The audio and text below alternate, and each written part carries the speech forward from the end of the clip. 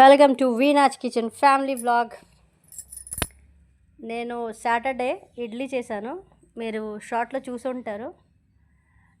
ఇడ్లీ ఇడ్లీయే అది, అంటే పెద్ద idli. So we call it కుడుము.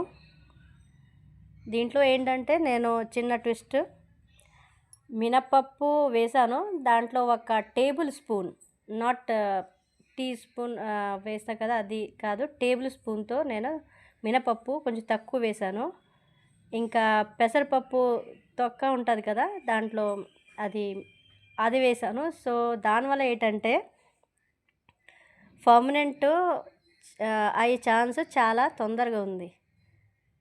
ఎందుకంటే చలికాలం కదా, పర్మనెంట్ తొందరగా అవ్వట్లేదు. సో నేను పర్మనెంట్ అవ్వాలంటే మినపప్పు వేసాను. ఇంకా చట్నీ అయితే రెగ్యులర్ యాజ్ ఇట్ ఈజ్ బాదాంది చేశాను, అంటే పల్లీలది.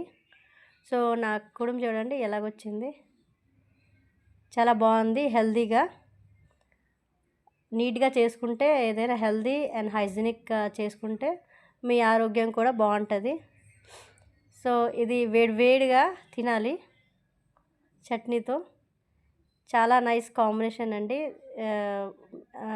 టొమాటో చట్నీ అయితే చాలా బాగుంటుంది, బట్ ఇది కూడా బాగానే ఉంది.